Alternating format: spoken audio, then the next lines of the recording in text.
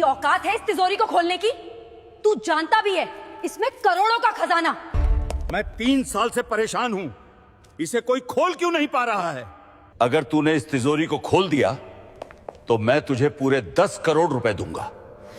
शहर के सबसे पुराने बाजार के बीचों बीच एक इमारत थी जिसे लोग शर्मा सेठ की हवेली कहते थे। बाहर से देखने पर वह जगह किसी आम गोदाम जैसी लगती थी, लेकिन अंदर कदम रखते ही समझ आ जाता था कि यहां कुछ अलग है। मोटी दीवारें, भारी दरवाजे और बीचों बीच रखी हुई एक विशाल तिजोरी, वही तिजोरी जिसकी चर्चा पूरे शहर में थी। यह तिजोरी कोई साधारण तिजोरी नहीं थी। कहा जाता था कि इसके अंदर करोड़ों का खजाना बंद है, सोना, हीरे, पुराने सिक्के और न जाने क्या क्या। लेकिन दिक्कत बस एक थी, तिजोरी खुलती नहीं थी। पिछले 3 सालों से शर्मा सेठ ने हर मुमकिन कोशिश कर ली थी। बड़े बड़े इंजीनियर आए, लॉक एक्सपर्ट बुलाए गए, विदेशी मशीनें मंगवाई गईं। किसी ने कोड तोड़ने की कोशिश की, किसी ने सेंसर लगाए, लेकिन हर बार नतीजा एक ही रहा, तिजोरी वहीं की वहीं बंद। आज फिर वही दिन था। हवेली के बड़े हॉल में भीड़ जमा थी। बिजनेस पार्टनर, वकील, मीडिया और कुछ खास मेहमान। बीच में खड़ी थी वह काली मोटी लोहे की तिजोरी। उस पर पुराने किस्म के निशान खुदे थे, जैसे किसी ने जानबूझकर उसे रहस्यमय बनाया हो। शर्मा सेठ का चेहरा चिड़चिड़ा था। सफेद कुर्ता, मोटी सोने की चेन और आंखों में गुस्सा। सामने खड़ा आखिरी एक्सपर्ट अभी अभी हार मान चुका था। सॉरी सेठ जी, उसने कहा, इस तिजोरी का मैकेनिज्म बहुत अलग है। शायद बिना ओरिजिनल जानकारी के इसे खोलना नामुमकिन है। हॉल में हल्की सी खुसर-फुसर शुरू हो गई। कोई बोला, इतना पैसा और फिर भी तिजोरी बंद। कोई हंसा, कोई सिर हिलाने लगा। उसी वक्त दरवाजे के पास खड़ा एक लड़का आगे बढ़ा। उम्र करीब 15 या 16 साल। बदन पर फटा पुराना शर्ट, धूल से भरी पैंट और पैरों में घिसी हुई चप्पल। बाल बिखरे हुए, चेहरा दुबला, लेकिन आंखों में अजीब सा ठहराव। उसने धीमी लेकिन साफ आवाज में कहा, सेठ जी, मैं तिजोरी खोल सकता हूं। पूरा हॉल एक पल के लिए शांत हो गया। फिर अचानक हंसी फूट पड़ी। किसी ने जोर से कहा, अरे ये कौन है? किसी ने कहा, बाहर से कोई बच्चा घुस आया है। गार्ड आगे बढ़े, लेकिन शर्मा सेठ ने हाथ उठाकर उन्हें रोक दिया। उन्होंने लड़के को ऊपर से नीचे तक देखा, कपड़े, शक्ल, हालत, फिर व्यंग्य से मुस्कुराए। तू? सेठ ने कहा, यह तिजोरी इतने बड़े बड़े दिमाग नहीं खोल पाए, और तू खोल देगा? लड़के ने नजरें झुकाई नहीं। एक मौका दे दीजिए, अगर नहीं खुली तो मैं खुद चला जाऊंगा। भीड़ को मजा आने लगा। कैमरे फिर से उठ गए। नया तमाशा मिल गया था। शर्मा सेठ ने ठहाका लगाया और बोले, ठीक है, अगर तूने ये तिजोरी खोल दी। उन्होंने जानबूझकर रुककर सबकी तरफ देखा। तो मैं तुझे 10 करोड़ रुपए दूंगा। हॉल में शोर मच गया।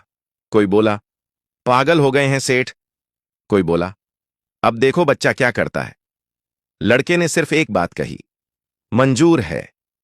उसी पल, बिना किसी शोर के, वह लड़का तिजोरी की तरफ बढ़ा, और यहीं से शुरू होने वाला था वो खेल जो सिर्फ ताले का नहीं, किस्मत का भी था। लड़का तिजोरी के सामने आकर खड़ा हो गया। इतनी बड़ी, भारी और ठंडी तिजोरी उसने पहले कभी इतनी नजदीक से नहीं देखी थी, लेकिन उसके चेहरे पर न डर था, न घबराहट, बस एक गहरी सांस और पूरी तसल्ली। भीड़ में से कोई बोला, अरे इसे तो ताला छूना भी नहीं आता होगा। किसी ने हंसकर कहा, लगता है सेठ जी आज दान करने के मूड में हैं। शर्मा सेठ हाथ बांधे खड़े थे। उनके चेहरे पर आधी हंसी, आधा तंज। उनके लिए यह सब एक मनोरंजन था। उन्हें यकीन था कि कुछ मिनटों में यह लड़का थक कर खुद पीछे हट जाएगा। लेकिन लड़के ने किसी की बात नहीं सुनी। उसने सबसे पहले तिजोरी को गौर से देखा, बहुत गौर से, जैसे वह सिर्फ लोहे का ढांचा नहीं, कोई पुरानी कहानी पढ़ रहा हो।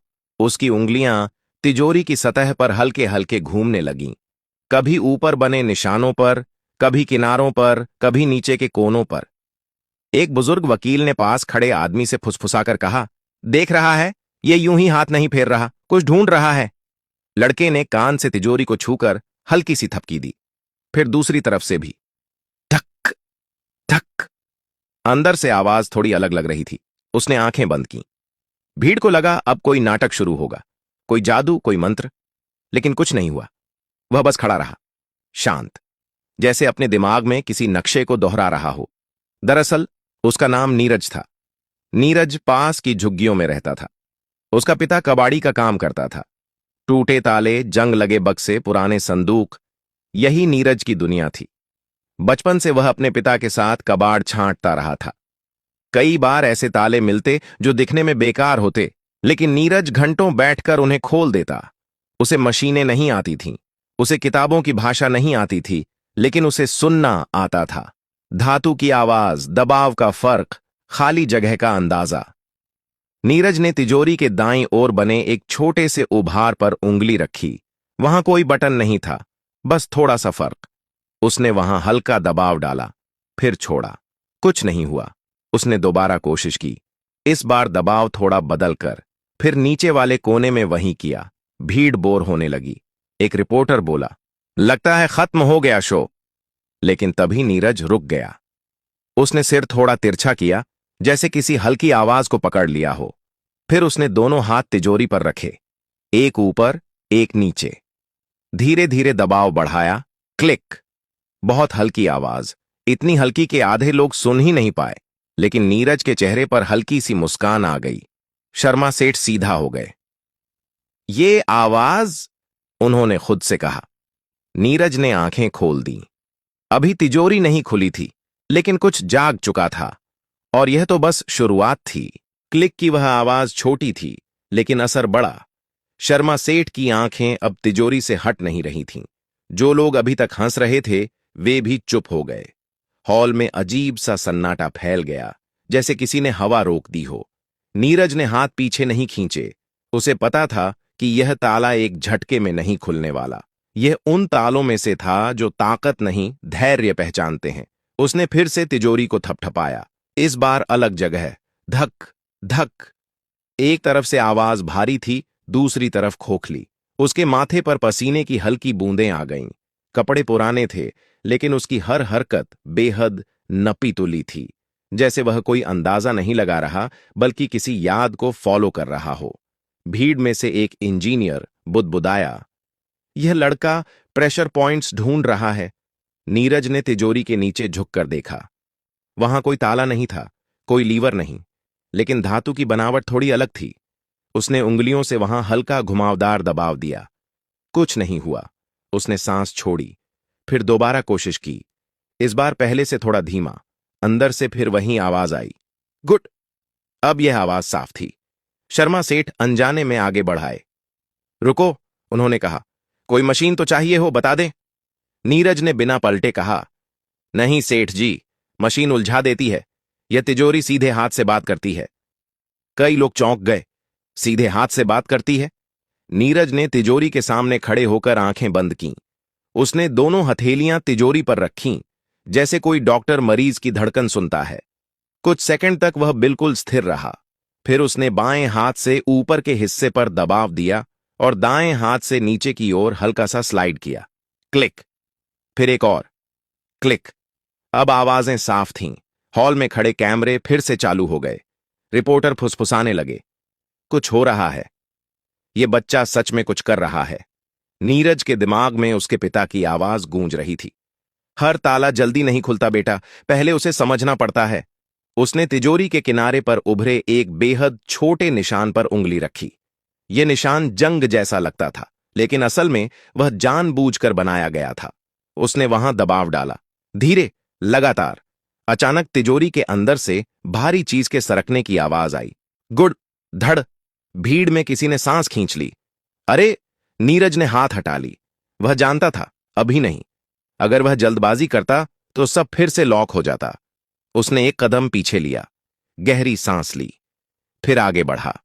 अब तिजोरी सिर्फ एक लोहे का डिब्बा नहीं थी, वह जाग चुकी थी और पहली बार वह खुलने के लिए तैयार लग रही थी।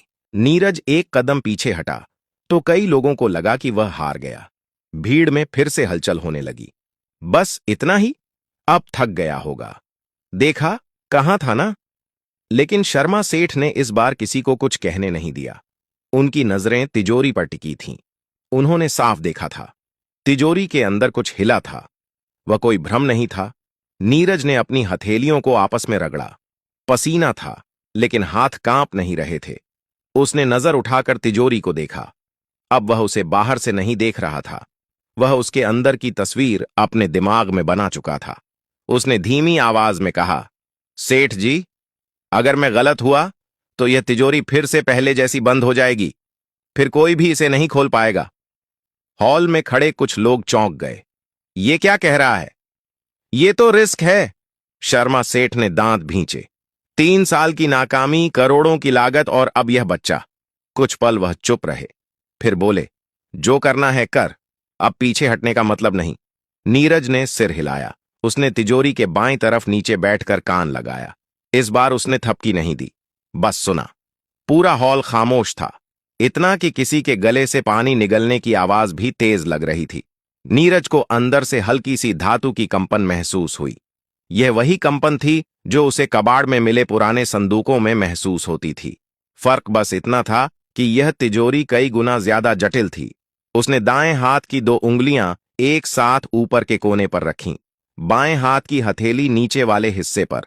धीरे धीरे दबाव बढ़ाया, फिर अचानक दोनों हाथों का दबाव एक साथ छोड़ दिया। क्लैक। इस बार आवाज साफ और तेज थी। भीड़ में किसी ने जोर से कहा, अरे ये तो सच में खुल रही है। नीरज ने समय बर्बाद नहीं किया। उसने तुरंत तिजोरी के बीच वाले हिस्से पर हाथ रखा और हल्का सा घुमाव दिया। यह घुमाव इतना छोटा था कि कैमरे भी ठीक से पकड़ नहीं पाए, लेकिन असर बड़ा था। तिजोरी के अंदर जैसे कुछ सेट हो गया हो। अब आवाजें बिखरी हुई नहीं थीं, वे क्रम में थीं। गुड, क्लिक, धक। शर्मा सेठ का चेहरा सफेद पड़ने लगा। उन्होंने जिंदगी में बहुत कुछ देखा था, लेकिन यह पहली बार था जब उनका शक डर में बदल रहा था। नीरज के दिमाग में एक ही बात चल रही थी, जल्दी नहीं, अगर जल्दी की तो सब खत्म। उसने आखिरी बार तिजोरी के सामने खड़े होकर दोनों हाथ रखे, आंखें बंद कीं, सांस रोकी और बहुत हल्के से, जैसे किसी सोए हुए बच्चे को जगाते हैं, उसने दबाव डाला। अचानक तिजोरी का ऊपरी हिस्सा 1 इंच बाहर की ओर सरक गया। पूरा हॉल सन्न रह गया। यह अभी पूरी तरह नहीं खुली थी, लेकिन अब कोई हंस नहीं रहा था, अब कोई शक नहीं कर रहा था। अब सब जान चुके थे, यह लड़का खाली हाथ नहीं आया है। तिजोरी का ऊपरी हिस्सा 1 इंच बाहर सरकते ही जैसे समय थम गया। कोई चिल्लाया नहीं, कोई ताली नहीं बजी, सब बस देखते रह गए। नीरज ने हाथ वहीं रखे, उसने धक्का नहीं दिया। उसे पता था यह वह पल है जहां ज्यादातर लोग गलती कर बैठते हैं। अधीरता, ज्यादा जोर, और ताला फिर से खुद को बंद कर लेता है। उसने बहुत धीमी आवाज में खुद से कहा, अब बस। सही क्रम। उसकी आंखें तिजोरी के अंदर झांकने की कोशिश नहीं कर रही थीं। वह बाहर के संकेत पढ़ रहा था। हल्का झुकाव, दरवाजे का वजन, धातु की सांस। उसने बाएं हाथ से ऊपर वाले हिस्से को स्थिर रखा और दाएं हाथ से नीचे की ओर बहुत हल्का दबाव दिया। गुड।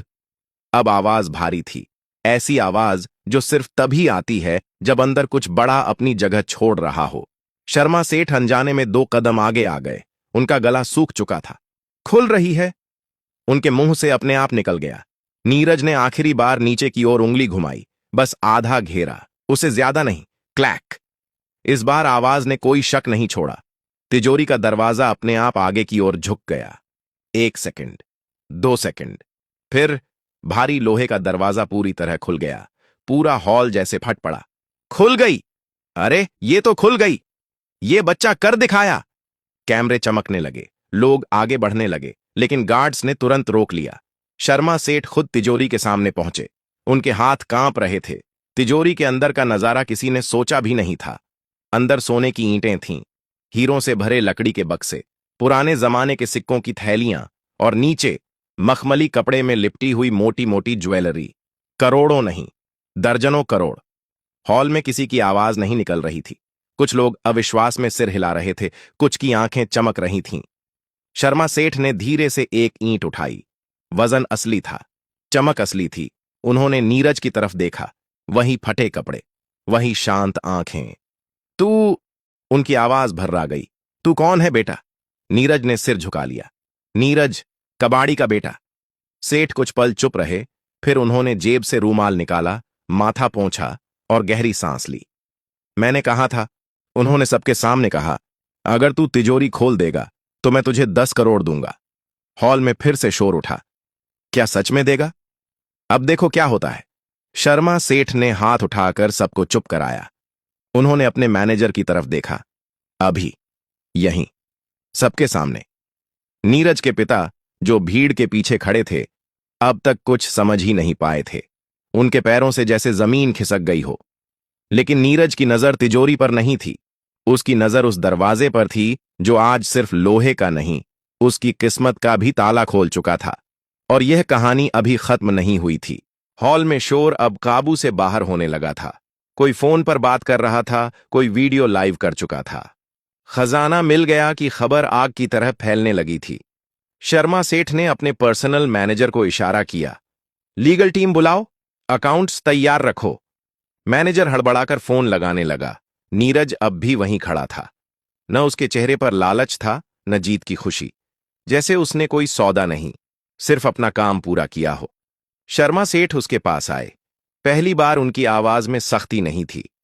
तू जानता है 10 करोड़ क्या होते हैं? नीरज ने सिर हिलाया। इतना कि मेरे पिता जिंदगी भर कबाड़ उठाकर भी नहीं कमा पाएंगे। भीड़ में खड़े कुछ लोग असहज हो गए। ये बच्चा सीधा बोल रहा था। सेठ कुछ पल उसे देखते रहे, फिर बोले, तो फिर भी तू डर नहीं रहा? नीरज ने जवाब दिया, डर तब लगता है जब ताला समझ ना आए। सेठ हल्का सा मुस्कुराए। शायद पहली बार किसी ने उन्हें ऐसा जवाब दिया था। तभी नीरज के पिता आगे आए। उनका नाम रामदीन था, कपड़े और भी ज्यादा पुराने, आंखों में घबराहट। सेठ जी, उनकी आवाज कांप रही थी। लड़का बच्चा है, अगर कोई गलती हो गई हो तो। शर्मा सेठ ने उन्हें रोक दिया। गलती? इसने मुझे 3 साल का सिरदर्द खत्म कर दिया। उसी वक्त लीगल टीम पहुंच गई। कागज खुले। कैमरों के सामने सब कुछ साफ साफ हो रहा था। सेठ ने ऊंची आवाज में कहा, सब लोग सुन लें, मैंने वादा किया था और शर्मा सेठ अपना वादा तोड़ता नहीं। एक कागज आगे बढ़ाया गया। नीरज का नाम पूछा गया, उम्र लिखी गई, गार्जियन के तौर पर पिता का नाम। नीरज के हाथ में पेन दिया गया। उसने कभी इतने कागज नहीं देखे थे, लेकिन उसने बिना हिचक दस्तखत कर दिए। भीड़ में किसी ने कहा, अब ये लड़का बदल जाएगा। नीरज ने वह बात सुन ली। उसने सिर उठाकर कहा, मैं नहीं बदलूंगा, हालात बदलेंगे। शर्मा सेठ ने चेक आगे बढ़ाया। 10 करोड़ रामदीन के हाथ कांपने लगे। वह बैठने ही वाले थे कि नीरज ने उन्हें थाम लिया। सेठ ने चेक नीरज को नहीं, उसके पिता को दिया।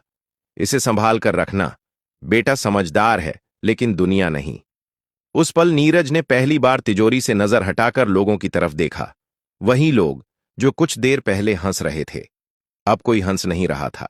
लेकिन कहानी यहीं खत्म नहीं होनी थी, क्योंकि जिस ताले ने 10 करोड़ दिलाए थे, उसके पीछे की कहानी अब बाहर आने वाली थी। और कई लोगों को यह बात पसंद नहीं आने वाली थी। चेक हाथ में आते ही मामला खत्म नहीं हुआ। असल में वहीं से असली हलचल शुरू हुई। शर्मा सेठ की लीगल टीम अभी कागज समेट ही रही थी कि हॉल के कोने से एक सख्त आवाज आई, 1 मिनट, यह इतना आसान नहीं है। सबकी नजरें पलट गईं। वह व्यक्ति ग्रे सूट में था, चेहरे पर सरकारी ठहराव। उसके साथ 2 और लोग थे जिनके गले में पहचान पत्र लटक रहे थे। मैं इनकम टैक्स डिपार्टमेंट से हूं, उसने कहा, और यह खजाना निजी नहीं, जांच का विषय है। हॉल में फिर सन्नाटा छा गया। शर्मा सेठ का चेहरा कड़ा हो गया। यह तिजोरी मेरी है, मेरे गोदाम से निकली है। अधिकारी ने फाइल खोली। तिजोरी आपकी हो सकती है, लेकिन इसके अंदर का खजाना, यह तय होना बाकी है कि यह कहां से आया। नीरज यह सब चुपचाप सुन रहा था। उसे कानून की भाषा नहीं आती थी, लेकिन इतना समझ रहा था कि मामला उलझने वाला है। एक अधिकारी की नजर नीरज पर गई। और यह लड़का, इसे यह तिजोरी खोलना कैसे आया? सवाल सीधा था और खतरनाक भी। भीड़ में फुसफुसाहट शुरू हो गई। कहीं चोरी तो नहीं? इतना छोटा और इतना हुनर? रामदीन घबरा गए। साहब, मेरा बेटा सीधा है, कुछ गलत नहीं किया।